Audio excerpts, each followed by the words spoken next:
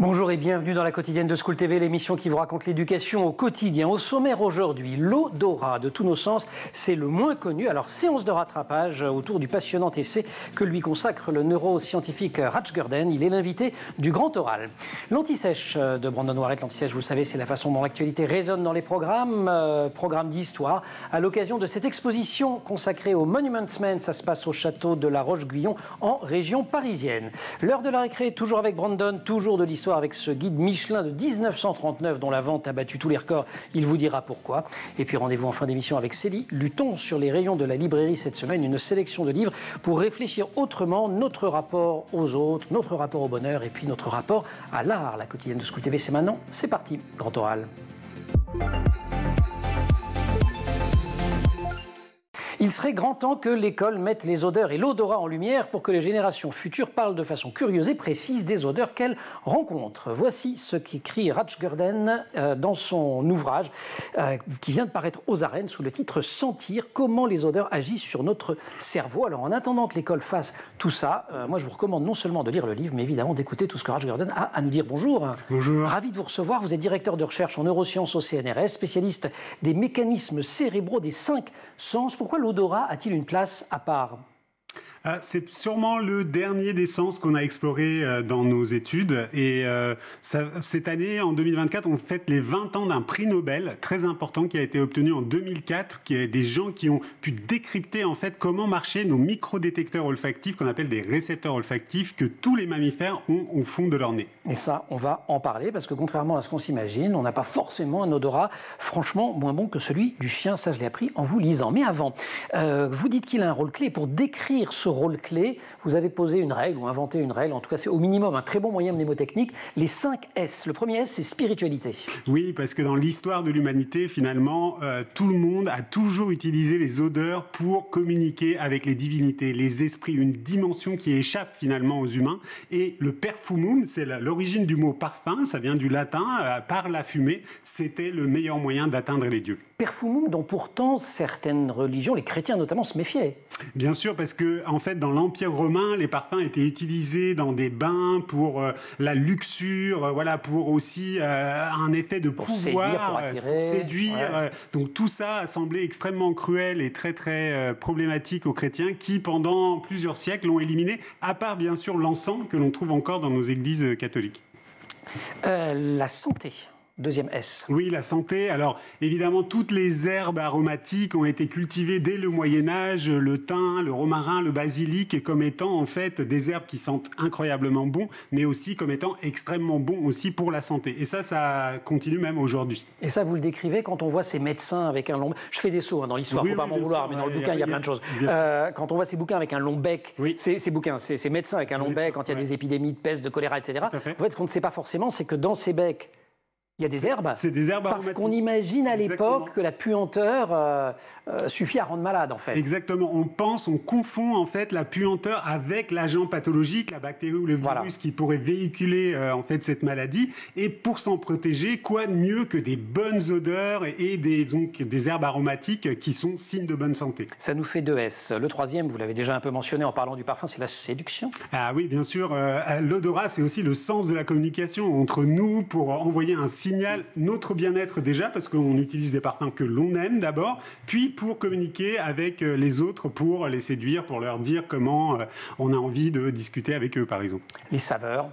Forcément. Bah oui, le goût et odorat sont intimement liés. Ah oui, c'est extrêmement lié. Et le cerveau, en fait, voit l'aliment comme un tout, un objet multisensoriel. Et notamment, les odeurs que l'on a en bouche, quand on mâche, en fait, les aliments, sont très importants. Et enfin, la sécurité. Ah, la sécurité. Si on est Homo sapiens, si on est là aujourd'hui autour de ce plateau et qu'on nous regarde, nos auditeurs, c'est bien parce que avec l'odorat, on a pu échapper à l'odeur de brûlé et aux incendies. Actuellement même, on peut échapper évidemment aux fuites de gaz. S'il y a une fuite de gaz, ça sent le soufre, on sait qu'il y a un problème. Et puis aussi très important, toutes les nourritures évidemment avariées, toxiques que l'on peut éviter grâce à notre odorat. Alors vous dites qu'on s'est intéressé à l'odorat depuis longtemps, dès l'Antiquité. En vous lisant, je découvre que des philosophes comme Platon, Aristote voyaient l'odorat comme un sens animal, un sens vil. Oui. Alors, Et ça a été repris ensuite par Descartes notamment, parce que tous ces philosophes pensent que, et à juste titre d'ailleurs, que l'odorat induit des émotions extrêmement puissantes. Et effectivement, la joie, la surprise, la tristesse aussi parfois, quand c'est des souvenirs un peu plus négatifs, sont vraiment marquants de l'odorat. Et donc, les philosophes se disent beaucoup d'émotions, c'est pas très bon pour l'intellect humain, alors que c'est pas du tout vrai. Descartes reprend Freud aussi. Alors, Freud reprend Descartes. Oui, c'est ça. Freud reprend Descartes dans ce sens-là. C'est les pulsions animales, l'odorat. Attention à l'animalité et aux émotions qui peuvent nous empêcher de réfléchir correctement. Ce qui est tout à fait faux parce que les neurosciences modernes ont montré que les émotions sont intégrées dans cet intellect et dans cet esprit humain beaucoup plus scientifique. Il y a énormément de choses dans votre livre, beaucoup d'histoires, on l'aura compris. Je passe à la littérature, ou en tout cas à la linguistique. Oui. Vous citez Patrice Süskind, auteur du célèbre roman Le Parfum, qui dit « Il n'y a pas de mots pour qualifier les odeurs ». Alors en fait, il y en a, mais il n'a pas tout à fait tort. Alors, il a un vocabulaire qui n'est pas super riche. Ouais, en fait, on dévie un petit peu. On utilise vraiment des métaphores. On va utiliser nos autres sens. Par exemple, on va dire c'est une odeur verte. Or, verte, c'est une couleur. Ouais. On va dire c'est une odeur ronde. Or, ronde, c'est la sensation du toucher. Donc, on va quand même mettre tout un pan du vocabulaire autour de ces odeurs qui nous fascinent, mais sans être vraiment capable de qualifier exactement ce que c'est. On se retrouve juste après l'anti-sèche. Peut-être qu'on partagera ses souvenirs personnels. Vous parliez de l'encens dans les églises catholiques, mais dans les églises arméniennes orthodoxes, il y en a aussi. Et je crois que c'est une petite Madeleine pour vous. On parlera évidemment aussi de Proust et de sa Madeleine Rajgurden, invitée de ce grand oral, spécialiste de l'étude des sens et de l'odorat, auteur de Sentir, comment les odeurs agissent sur notre cerveau. C'est passionnant, ça vient de sortir aux arènes. L'anti-sèche. Brandon Noiret. En ce 21 juin, l'Anti-Sèche nous emmène tout droit au château de la Roche-Guyon en région parisienne. Bonjour Brandon. Bonjour Emmanuel. Ce château qui consacre une exposition au Monuments Men et qui nous plonge en plein cœur de la Seconde Guerre mondiale. Oui, l'odeur des œuvres d'art, l'odeur de l'essence aussi, ça c'est mon petit cocon personnel, mais on adore. Donc oui, pour cette histoire des Monuments Men, en fait il faut remonter limite au lendemain de la Première Guerre mondiale, surtout dans les années 30. On a un homme qui s'appelle George Stout. Lui, c'est un conservateur. En fait, il est passionné par les œuvres d'art. Il est aussi directeur d'un musée sur la côte ouest. Et en fait, lui, il s'intéresse aux restaurations. Il s'intéresse surtout à toutes ces œuvres d'art qui ont été volées au lendemain de la Première Guerre mondiale, dont on en parle très très peu en Europe. Et il décide de développer des techniques, notamment pour les restaurer si un jour il peut en retrouver. Et il imagine aussi un plan d'évacuation de potentiels milliers d'œuvres d'art. Il imagine aussi une liste de personnes, d'hommes qui pourraient potentiellement arriver sur le continent européen, parce qu'on parle déjà au lendemain de la Première Guerre mondiale de nombreux et milliers d'œuvres volées, spoliées par les Allemands notamment. Et donc, il imagine cette liste. Alors, il en parle au départ à son directeur d'un musée sur la côte ouest. Il en parle ensuite à d'autres directeurs. Bon, ça fait pas beaucoup de bruit, il n'est pas vraiment suivi. Et ça commence à remonter au fil du temps à toutes les institutions américaines. Et ça arrive un jour sur la table, sur le bureau du président américain Franklin Delano Roosevelt.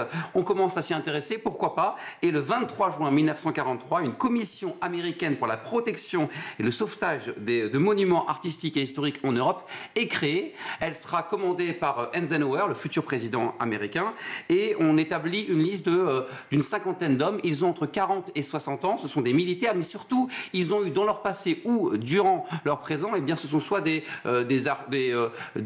restaurateurs, des conservateurs, des historiens de l'art. Ils ont des connaissances partout sur ces œuvres d'art. Et ce sont ces hommes qu'on surnomme les Monuments Men. Ils connaissent aussi très bien la langue, la culture des pays dans lesquels ils sont envoyés. Leur mission, retrouver, mettre en sécurité et restituer par la suite, à la fin de la guerre, les milliers d'œuvres d'art volées par les nazis. Oui, et au départ, on les envoie en Angleterre parce que George Stout a beaucoup de relations avec différentes institutions anglaises, début 1944, et ensuite, ils débarquent en France. Ils sont surtout aidés par une femme qui est assez méconnue aujourd'hui dans l'histoire de France, et elle a joué un rôle crucial avec ces Monuments Men. Elle s'appelle Rose Valland, et en fait cette femme on la surnomme l'espionne du jeu de paume parce que, alors elle est conservatrice avant la guerre, et donc le jeu de paume, c'est ce musée qui se trouve sur la terrasse de Tuileries. Elle garde son poste durant l'occupation. Elle devient plutôt attachée de conservation, ça c'est l'officiel, parce que officieusement en fait elle va écrire des notes clandestines pour du coup ces Monuments Men sur ces œuvres qui sont volées pour voler à des collectionneurs privés et les souhaité transmettre au fil du temps à la résistance. Tout ça, bien sûr, au péril de sa vie. Elle transmet tout ça notamment au directeur des monuments nationaux et ça permet aux Monuments Men, justement, de sauver des milliers et des milliers, on n'a pas de chiffres précis. Vous avez quelques chiffres quand même, je crois. Quelques chiffres importants, justement, pour vous montrer à quel point ils ont joué un rôle crucial pour le sauvetage de ces œuvres d'art. Eh bien, 15 millions d'objets ont été retrouvés dans les 1400 caches, donc des dépôts nazis, notamment en Allemagne et en Autriche. On a 2 tableaux, surtout extrêmement célèbres aujourd'hui, célèbre aussi à l'époque déjà, c'est l'Astronome de Werner, qui a été volé en 1940 à Édouard de Rothschild et retrouvé en Autriche. Ce magnifique tableau qu'on peut d'ailleurs admirer au musée du Louvre. On a aussi la Dame à l'Hermine de Léonard de Vinci, saisie en 1939 et retrouvée en Allemagne. 100 000 œuvres et objets d'art ont été spoliés durant l'occupation. C'est très peu par rapport aux 15 millions. On en a retrouvé combien, on sait? Bien, 61 223 ont été retrouvés par les Alliés. Au total, sur les 16 millions à peu près, c'est 100 000 à 400 000 œuvres qui n'ont jamais été retrouvées. Et il y a un film, Monuments Men. On connaît surtout cette histoire grâce au film de 2014 avec George Clooney, Matt Damon, Bill Murray, Kate Blanchett. Et notre petit Français Jean Dujardin qui meurt au bout de 3 minutes. Voilà. Et bon, cette expo alors. Oui, 24 novembre donc au château de la Roche-Guyon. Et ce qui est intéressant aussi, pourquoi dans ce château-là? Parce que les Monuments Men sont passés par là en 1944. C'est là aussi, dans la nuit du 6 au 7 juin 1944, Rommel a passé cette nuit. Et c'est un historien passionné qui a aujourd'hui 28 ans qui a mené cette exposition avec 300 documents, des archives et des œuvres d'art pour tout savoir sur ces hommes qui avaient une seule mission, sauver le patrimoine. Super, un petit morceau de patrimoine tout à l'heure de la Seconde Guerre mondiale dans la récré. Petit morceau qui a joué un rôle petit important bout, aussi. Mais assez amusant aussi. Brandon, merci beaucoup. On se retrouve tout à l'heure. Grand oral, Raj Gurden. Homo sapiens, c'est aussi Homo olfactus ou olfactus. L'odorat participe à la grande histoire de l'humanité parce qu'il constitue un lien de communication efficace avec le vaste monde du vivant. Voici ce qu'écrit Raj Gurden dans Sentir, l'ouvrage qui vient de sortir aux éditions des Arènes. On a évoqué les odeurs en littérature, en philo. Un tout petit mot de l'économie quand même, la route des épices. C'est-à-dire que si on voulait vraiment le mettre dans les programmes, il y aurait un chapitre odorat en économie. Ce serait même un chapitre extrêmement énorme, voilà. Parce que effectivement, la royauté, les empires ont toujours cherché les matières odorifères, les matières qui sentent bon, les matières rares, les matières riches, les matières chères. Et ça, ce sont les épices. Et effectivement, il y a plein d'aventuriers, que ce soit Christophe Colomb ou Magellan, qui sont partis en fait découvrir des routes pour ramener le plus vite possible ces épices en Europe. Toute la richesse également des Pays-Bas qui s'est faite là-dessus, sur ce commerce-là au XVIIe, XVIIIe siècle. On a évoqué donc toutes ces odeurs dans plein de disciplines. Venons-en quand même aux sciences. Une odeur, c'est constitué de quoi au niveau moléculaire? Alors, ce sont des molécules odorantes. Donc, ce sont des toutes petites molécules composées souvent de carbone, d'oxygène et d'hydrogène et qui sont surtout volatiles, c'est-à-dire qui ont cette propriété de se dissoudre dans l'air et de diffuser à distance. Donc, c'est HO. Oui. 3 grandes catégories d'atomes qui se combinent. Et alors, ces molécules-là, vous dites, elles sont tout petites, il en faut beaucoup. Le café, dans du café, il y en a 1000. Oui, il y a 1000 odeurs. L'odeur de café est composée de 1000 molécules odorantes. Ce qui est quand même complètement dingue. Surtout qu'on chauffe. Et quand on chauffe, évidemment, on rend les molécules odorantes beaucoup plus volatiles. Et là, on a un objet extrêmement complexe. Et le job du cerveau, c'est d'intégrer ces 1000 molécules odorantes en un seul mot, qui est le mot café. Qui est le mot café, parce que ces molécules odorantes, elles vont cheminer dans tout un labyrinthe, en fait. Oui, alors il y a 2 étages. Il y a le nez, bien sûr, pour détecter. Donc ça, c'est des microdétecteurs qui sont tout au fond de notre nez, là, à la base du cerveau. Le nez, les cavités nasales, des cornets, c'est ça? Exactement. Ouais. Et là, on a ce qu'on appelle des neurones olfactifs qui expriment des récepteurs olfactifs, donc ces fameux microdétecteurs. Et ensuite, une fois que ces microdétecteurs ont été stimulés par les molécules odorantes, il y a un signal électrique qui part au cerveau. Et là, il y a des millions de neurones qui s'occupent, en fait, de coder... dire café. Exactement, de coder cette odeur qui est fascinante, celle du café ou d'un parfum. Super, là on va arrêter de mimer parce que vous nous avez montré le nez, mais il y a aussi des récepteurs olfactifs dans l'intestin, dans les spermatozoïdes, un peu partout. Un peu partout. Ça, c'est vraiment les découvertes des 15 dernières années, où on a vraiment découvert ces récepteurs un peu partout, avec des rôles très différents d'ailleurs dans l'organisme humain. Et là, en fait, le travail de nous, des chercheurs, c'est de définir ces différents rôles à partir de ces microdétecteurs. Mais on sent de partout, j'allais dire, d'une certaine manière. Alors, j'ai un peu spoilé en début d'émission. Le chien, on dit souvent que les chiens ont un odorat beaucoup plus fin que nous, on les utilise pour ça. Alors, c'est vrai qu'ils ont un odorat extraordinaire. C'est tout à fait mais nous aussi. Oui, alors nous, on n'est pas handicapés olfactivement parlant par rapport aux chiens. Si on nous teste dans les mêmes conditions qu'un chien, c'est-à-dire par exemple, on nous met à 4 pattes, on nous met un masque... on va toujours arrêter de mimer. Voilà, cette expérience a été faite en Californie. Et ben, on voit que les êtres humains se comportent tout à fait de façon similaire aux chiens et avec les mêmes performances. Donc on a une hypersensibilité olfactive qu'il faut vraiment apprécier et développer tous les jours. Et qu'on peut contribuer à développer. Alors elle se développe aussi parce qu'elle fonctionne avec la mémoire. J'ai dit qu'on parlerait des madeleines de Proust. Oui. Vous en avez une par exemple, c'est le riolet. Oui, le riolet. Oui, apparemment c'est partagé. Alors c'est partagé par pas mal de monde parce que c'est très lié à notre enfance. Bah ouais, bien sûr. Et moi, mais qu'est-ce qui fait justement la puissance de ces souvenirs olfactifs? C'est ce lien en fait. Quand on regarde le cerveau en IRM, donc avec des méthodes d'imagerie, on voit que le système olfactif qui représente ces odeurs est complètement enchâssé dans les régions qui codent les mémoires. Et donc dès qu'il y a une stimulation olfactive, il va y avoir un codage, une représentation de ces odeurs en mémoire qui vont être stabilisées. Alors ça peut être des mémoires positives comme des mémoires négatives. Les chocs et les émotions négatives sont aussi importantes, mais il se trouve que même chez des personnes centenaires, ces mémoires vont être actives et ce sont nos mémoires les plus puissantes et les plus durables. Pour les meilleurs en SVT de nos téléspectatrices et de nos téléspectateurs, ça passe par le thalamus. Ça passe pas par le thalamus, c'est-à-dire que ça passe par l'hippocampe. Exactement. C'est là que c'est codé, plaisir, déplaisir, je garde, j'enlève, et ça passe pas par le thalamus. Direct, c'est rangé au bon endroit. Ouais. Et c'est vrai aussi des odeurs déplaisantes et qui souvent, dites-vous, notamment les odeurs qui sont liées à un danger, marquent beaucoup plus durablement la mémoire encore que le meilleur riolet de notre enfance. Les dangers, comme on l'a dit tout à l'heure, une des fonctions essentielles de l'odorat, c'est de nous protéger. Donc ça veut dire qu'il faut qu'on se souvienne des odeurs qui sont liées à des dangers, à des situations périlleuses. D'où la nécessité de garder en mémoire ces signaux pendant très longtemps. Et là, c'est parce que le système olfactif, je vous cite, je suis obligé de regarder mes notes, est connecté à l'amygdale, donc c'est les émotions, et au nucleus accumbens. Exactement. Le ça, plaisir. C'est la dopamine. J'aime bien quand vous dites absolument, alors que je répète ce que vous dites. Je suis content de voir que vous avez essayé. J'étais obligé de prendre des notes à ce niveau-là. En fait, peu importe le nom de ces différentes régions, c'est leur fonction. Voilà, c'est leur fonction, la mémoire, les émotions, le plaisir. Et c'est un ouvrage formidable parce qu'on peut le lire à tous les niveaux, de toutes les strates de connaissances, soit comme je l'ai fait moi en béotien et on apprend un tas de choses. Et puis si vous avez envie de creuser, vous avez absolument toutes les références nécessaires, sentir comment les odeurs agissent sur notre cerveau. Ali Rebéi de France Inter dit que c'est un livre essentiel pour découvrir les pouvoirs extraordinaires de l'odorat. Il a bien raison, ces odeurs qui sont des traits d'union émotionnelle entre passé et présent et grâce auxquels vous faites des ricochets de pierres polies sur les vagues de l'océan Atlantique qui arrivent jusqu'au Bosphore. Ça, c'est ce que vous écrivez parce qu'il y a un petit peu de vous aussi dans le bouquin. On se retrouve juste après la récré. Brandon White. On retourne au temps de la guerre, on va retourner du côté des objets pour parler d'un guide Michelin. Ah, vous m'avez spoilé. J'allais vous dire, il est habituellement rouge et il date de 1900. Alors j'aurais pas su qu'il datait de 1900. Oui, voilà, 1900 pour le premier. Bon. Oui, et c'est notre partenaire, le groupe Playback, qui nous apprend cette petite histoire dans son édition du 14 juin avec l'actu. Alors oui, les commémorations du 80e anniversaire du débarquement. Donc une enchère d'un guide Michelin vendu pour la modique somme de 7 584 €. Alors c'est absolument... C'est un record. C'est un record parce qu'en général ça se vend maximum, les vieilles éditions c'est 1200 gros maximum. Et là en fait pourquoi? Alors ça c'est vendu à Clermont-Ferrand parce que en fait c'est une édition de 1939. Mais pas que. Parce que on a les Alliés qui débarquent en Normandie et qui vont libérer la France avec un guide Michelin dans leur valise. Alors pourquoi précisément?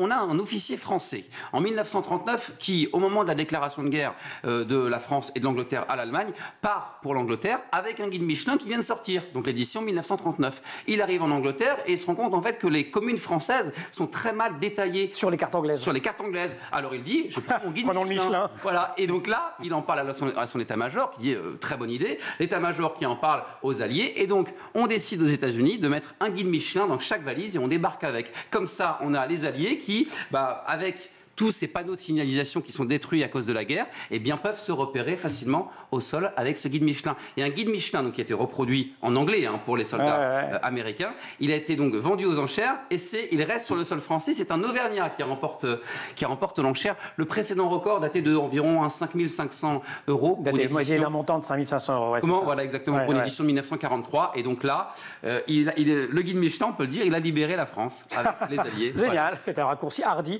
mais néanmoins efficace. Cartographie, je prends, celui-là je le prends. Il n'y a pas de problème. Merci beaucoup, Brandon. Raj Gurden.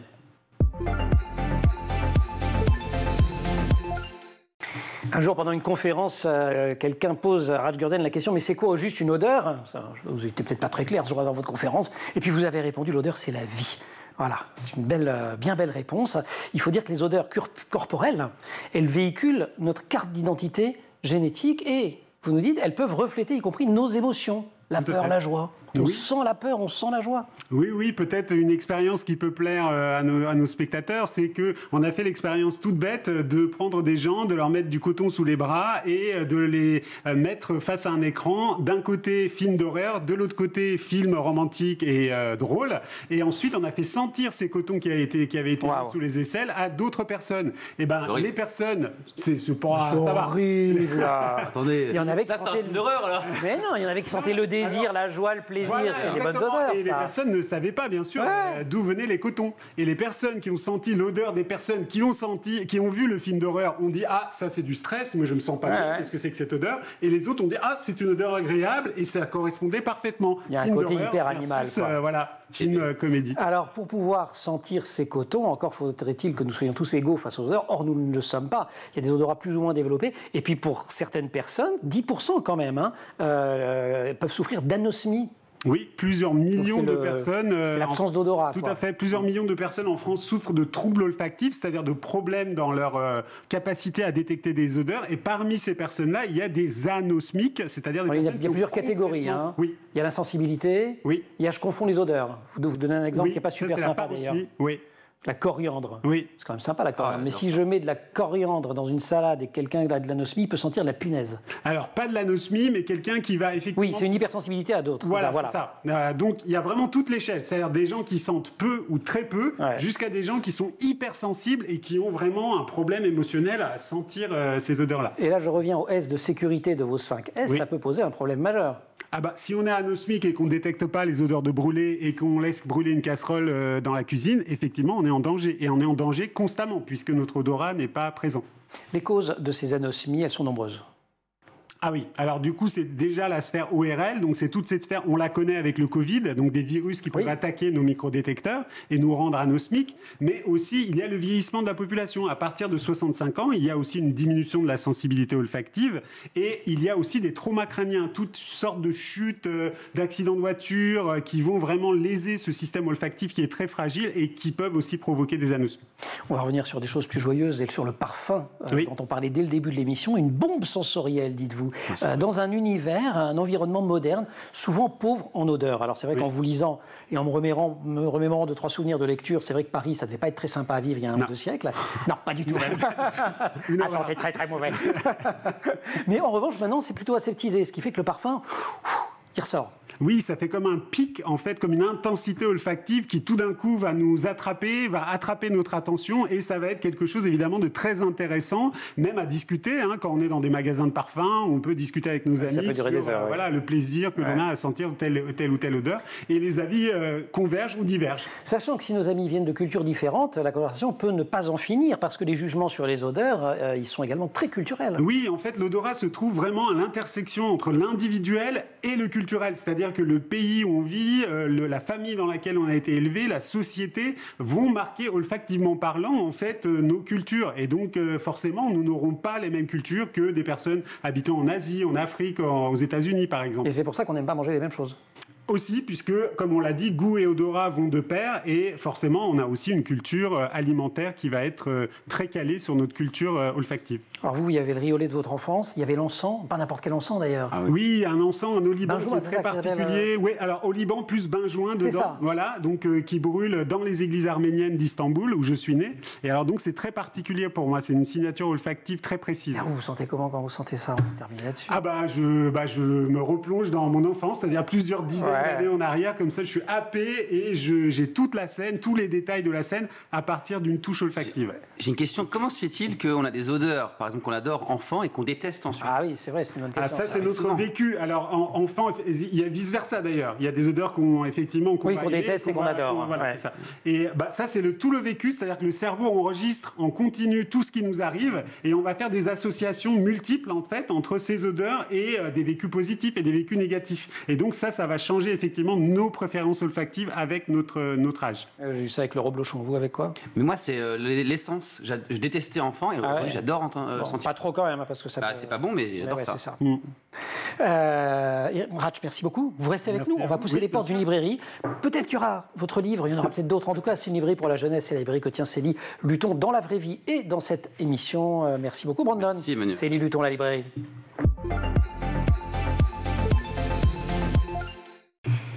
J'ai envie de sentir le bouquin. Les odeurs des livres, c'est un truc extraordinaire, ça, quand même. Ça laisse des souvenirs aussi. Célie, bonjour. Bonjour. Célie Luton, libraire dans la vraie vie, Paris, dans le 17e, la librairie des enfants, et qui nous offre des chroniques tout à fait passionnantes, et ça va être le cas aujourd'hui encore. Aujourd'hui, on va apprendre à penser autrement notre rapport aux autres, mais quand même, il y a des gens qui parfois prennent les bruits et les sentent dans votre librairie. Ah, toujours. C'est vrai? Toujours. Oui. Les encres, la manière dont le pelliculage du livre va être fait, c'est... Les sens, ça engage tous les sens. Toujours. Y compris l'odorat. 3 bouquins, donc, pour réfléchir autrement notre rapport aux autres, au bonheur, à l'art. On commence avec Le Flamand Vert d'Elsa de Vernoy et Maurienne Poignonnec. Eh ben oui, un petit flamand kaléidoscope. vert. Oui, il arrive parmi les flamants roses. Il est différent, donc forcément, on se méfie. On a un petit peu peur, on est effrayé. Pourquoi? En fait, t'es pas comme nous, t'as pas la même couleur. Mais si je suis un flamand, ouais, mais on va te tester.